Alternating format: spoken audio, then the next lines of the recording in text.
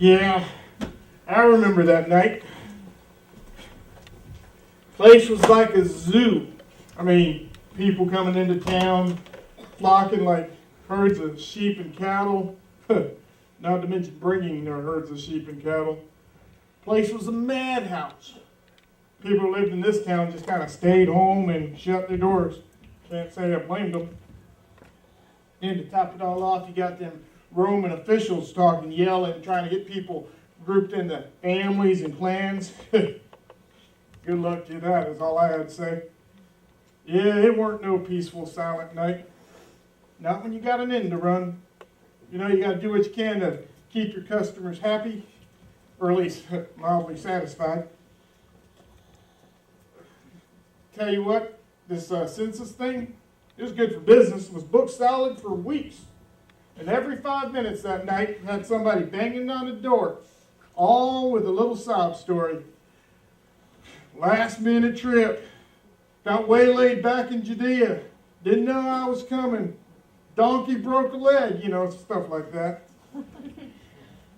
So, I'd like to look. You think they could tell by all the noise that we didn't have a place a floor to spit on, nevertheless sleep on. So, things got a little complicated when this young feller knocked on the door.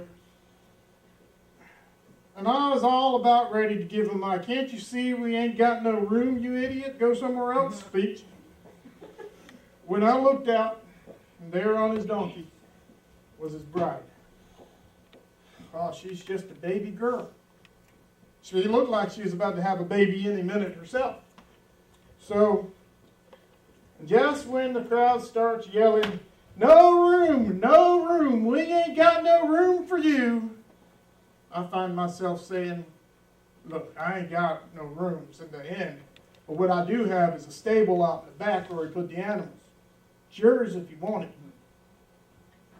I don't know what got into me. Maybe I just went plumb crazy with all the commotion or something, but couldn't leave him out in the street now, could I? That just ain't proper. Well, she went into labor and gave birth that night. And tell you what, it just got crazier than it was. And just when you think things settled down, was running from the inn to the stable, from the inn to the stable, back and forth. Man, it was nuts. Then these crazy shepherds start showing up saying something about some hallucination about seeing angels and hearing messages from God. It was just way too much fuss and not enough rest. But I tell you what, later on that night, I took a landlord's prerogative and got a chance to hold that child. Just a baby, bouncing baby boy. He weren't much to look at. But I tell you, in that moment, holding him in my arms, it's like this wave of peace just came over me. Like everything was going to be all right. All that other chaos just didn't matter. Well, anyway, got to get back to work. This is good quality wood right here. Always a critic. All right. Where to begin? Just tell the story. How about the trip from Nazareth to Bethlehem?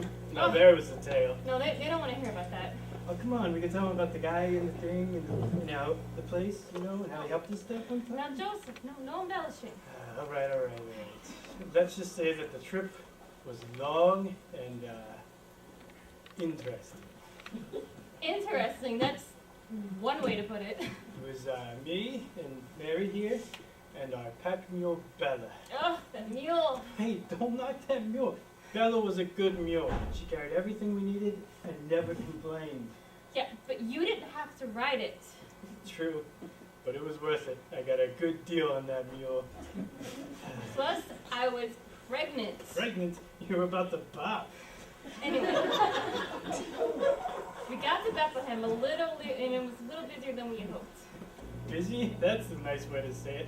There was people everywhere. There were people in the streets. There were people on the rooftops. Anyway, we got there a little later than we had hoped, so So every place we could think to stay was packed. first we tried family and friends. We tried 3 cousins and an uncle. First we tried Simeon and Martha's place. Packed, and then we went over to Jeremiah's. His wife Salome makes the best rhubarb pie. Filled to the gills. You or the house? Both. So we tried every place we could think of. I was getting uncomfortable, so my uncle suggested we try this inn at the edge of town. Can you believe this guy? No room for family. Well, what do you expect? I mean, did you see their house? I mean, you could barely walk around, never mind the birth of a baby. So anyway, we head on down to this inn. And on the way there, Mary starts getting more uncomfortable. That is putting it lightly. The baby started to move around as if it knew something that we didn't. And while we were on the way there, How long did it take us to get there? well, it took like over 2 hours. 2 'Cause there hours. was like the street vendors and the carts and the donkeys and Yeah, 2 hours. people everywhere. And No, But tell them what happened when we got to the inn. So anyway, we finally get to the inn. And it was no different than anywhere else. People were everywhere. Oh, I thought the innkeeper was going to turn us away. But then Mary here, she starts kicking up a fuss. Me, it was the baby. So anyway, the guy puts us up in the only place he's got left. The stable? This stable. Stable. Can you imagine sleeping in a stable? Never mind giving birth to a baby there. But he did what he could. He was a nice man. He and his wife were good people. They helped us out and kept us calm. Yeah, what with all the screaming and the crying and the panicking? Yeah, but you know what? Once you get outside to pray, you were fine. It's true, I just needed some air. Then the baby got here, and he was so tiny and precious and sweet. Yep, he was a healthy baby boy with a set of lungs you would not believe. Well, what else would you expect from the child of God? Oh, tell them about the visitors. Oh, right, and so we finally gotten settled in. And the shepherds show up. I'm sorry, you go. And the shepherds show up. And they were saying stuff about how they saw these angels and that our baby, Jesus, he's the Messiah. It was amazing. They just stood around and stared in awe of my baby. He was laying there, and the only place fit to lay a baby in the feeding trough. A manger sounds much more decent a word. The manger. But anyway, the next morning I wake up to find that donkey mule person, whatever, eating out of that manger. She thought she was gonna eat the baby. Anyway, but then little baby Jesus was smiling and laughing, and I just knew that everything was gonna be okay. Yeah. All right, let's go. Take this thing that you made. You're old. You have to realize, it wasn't just no ordinary night. There we were, Dan, Levi, and I, just minding our own business, watching over our flock, telling stories and jokes that aren't exactly appropriate, if you know what I mean. Well, there we are, Levi's in this good one, when all of a sudden this big white light filled the sky. Dan reckoned it was a UFO. But then it got closer and it started talking. Dan goes crazy as usual. Levi looks like he's going to puke, and I put my hand over my mouth because I was about to say something that you don't want to say in public. Well, anyway, my whole life flashed before my eyes.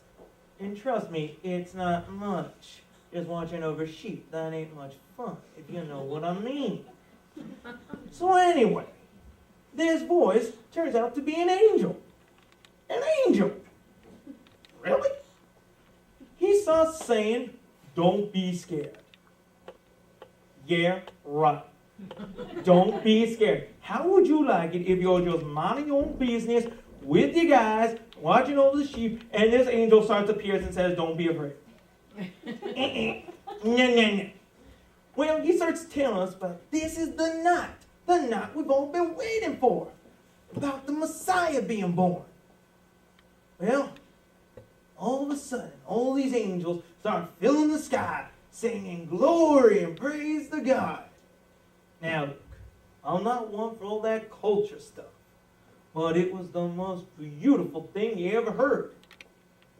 So, we didn't need no second invitation. Dan, Levi, and I, we went right up and started marching. Followed the angel's orders. We didn't care about the sheep. That's another story. So then we get there. We go where the angel told us. There wasn't much. Smelly old stable, bunch of noisy animals, and this woman that looked like she had just ran a marathon from Jerusalem all the way to Egypt. But there was this little baby. Now, if I had not seen it with my own ears and listened to what the angel had told me, I wouldn't believe it. But then all of a sudden, this wave of peace just came over, like it was all going to work out all right.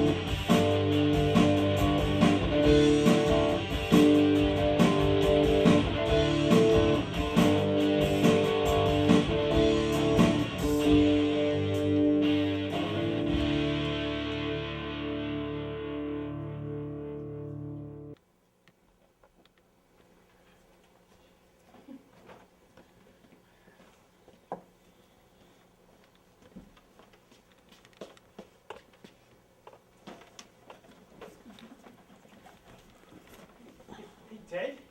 Oh, hey Fred. How's Christmas shopping with the wife going?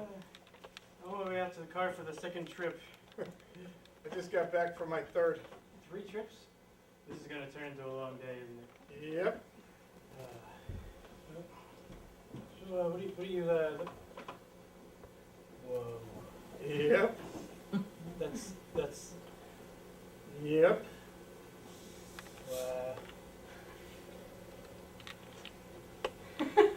Hey, is that coffee? Yep. What kind is it? Pumpkin spice blend. Is that Starbucks? No, I got a K-cup machine out in the car. Really? How does that work? Hooks up to the cigarette lighter. That's convenient. Yep. Oh, good, there you are. Oh, good, you haven't made it to the car yet. Now, I need you to take this with you everywhere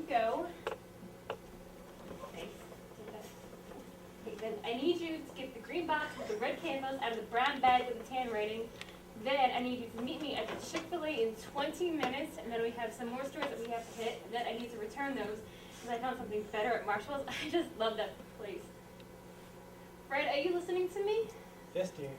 Okay, then I'll meet you at the Chick-fil-A in 20 minutes. Good. Now remember, it's the brown bag with the tan writing, not the brown bag with the red writing. Those are the candles that we need for your grandmother. We need to keep those, okay? Thank you, dear. Such good help. Get all that? Yep, the blue bag with the brown lettering and the green candles. Some string. Sounds about right.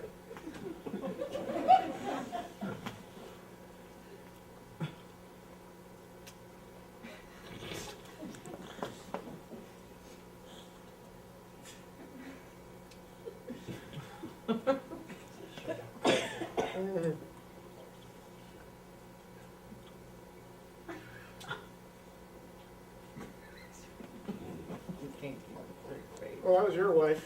How's that thing going? Yeah, you know, whatever. That's Sheila. Last time I saw her, she was wrestling with a mall cop over some stuffed animal or something. Probably have her in some holding cell right about now. And the kids? Church has a Parents' Day out thing. Oh, nice. Hey, you think if I got that thing, they'd let me drive it through the mall? Would be helpful with all this. Yeah, but that Santa's Toyland traffic might slow us down a little bit. Hey, we could probably pick up a air horn at Modell's and scare the bejesus out of the elves. Not to mention those Salvation Army bell ringers. Yeah. And then we could start the blaze. Ooh, and we can run over that tacky candy cane for us over at the Macy's. Ah. You could probably break Sheila out of that holding cell. And ruin this peaceful moment? Good point.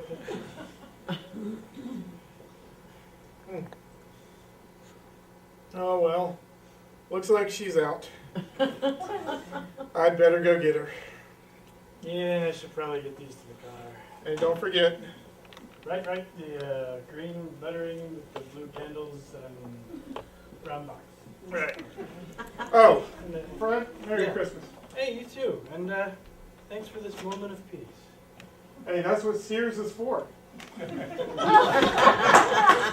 is the year 1864, the day that Henry Wadsworth Longfellow wrote his famous poem, Christmas Bells.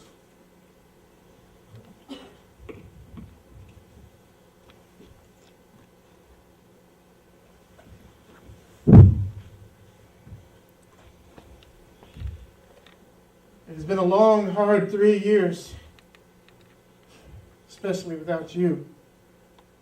I don't know how I've made it this far. I've grown a beard. I hope you liked it. Not that I had much of a choice. It hurts to shave. I ask myself time and time again, why could I not have saved your life? Why could I not have extinguished that fire? Why did God take you away from me? But I'm getting no answers. All I could do was just sit there and watch as you faded away. I blamed myself. I blamed the fire. I blamed the children. I blamed God. I blamed God. I blamed myself. Today is Christmas Day. A Merry Christmas, the children say, but that is no more for me. All holidays are just inexpressibly sad. Without you, it is a season of joy that holds nothing but sorrow and pain. It's a celebration of peace and goodwill to men. But I can see no peace. I see no goodwill to men. For my soul is at war within itself, as this country is at war with itself. I use the word civil war. There's nothing civil about war. There's just pain and destruction. Charles came home the other day. He was severely wounded in battle. I'm not sad to say, I am not sad. I cannot say that I'm sad that he is no longer fighting, but he will never walk the same again. I don't know how I can make it. I don't know how I can find joy in this season when all around me I see war and destruction. How can God let the struggle continue? How can He let this country tear itself apart? How can He let this child of His go through this pain? Maybe God has abandoned us. Maybe this world is doomed for destruction. Maybe there is no, that doesn't set right with me either. I can't separate what I know of His love and His grace with what I know of what I see around me is pain and war. I can find no peace on earth, no goodwill to men. I can make no record of this day. Better just leave them veiled in silence. Maybe one day God will give me peace.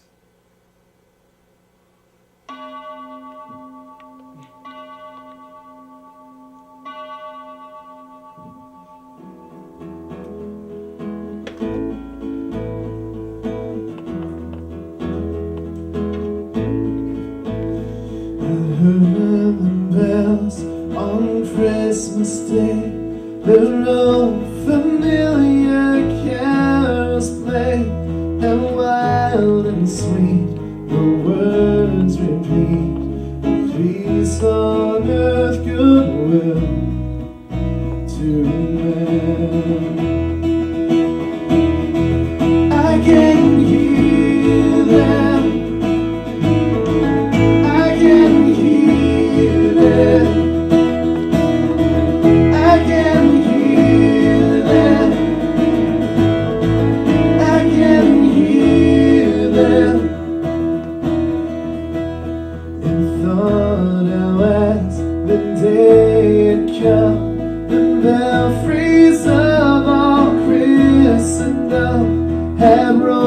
Along the unbroken song of peace on earth, goodwill to men. I can hear them, I can hear them,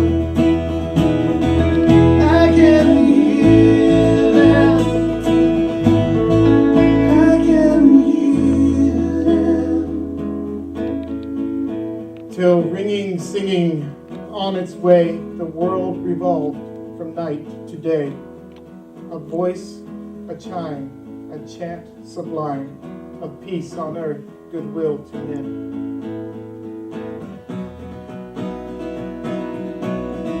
I can hear them, I can hear them, I can hear them, I can hear them. Then from each black accursed mouth the cannon thundered in the south, and with the sound the carols drowned of peace on earth, goodwill to men. It was if an earthquake had rent the hearthstones of a continent and made forlorn the households born of peace on earth, goodwill to men. I can hear them, I can hear them, I can hear them, I can hear them. And in despair I bowed my head. There is no peace on earth, I said, for hate is strong and mocks the song of peace on earth, goodwill to mend. Then peal the bells, pour out the deep. God is not dead, nor does he sleep. The wrong shall fail, the right prevail. The peace on earth, goodwill to men. I can hear them. I can hear them.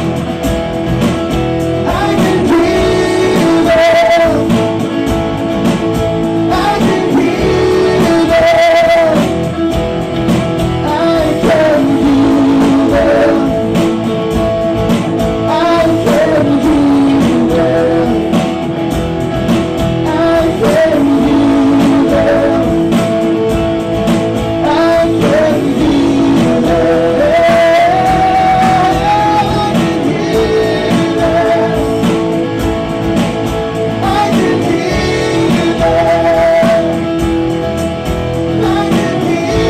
them. I can hear them.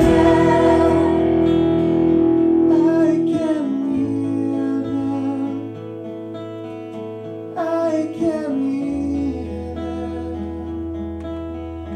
I can hear them. I can hear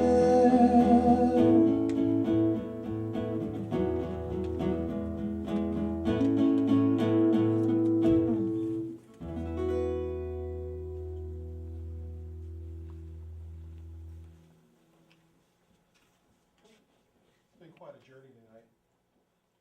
We traveled from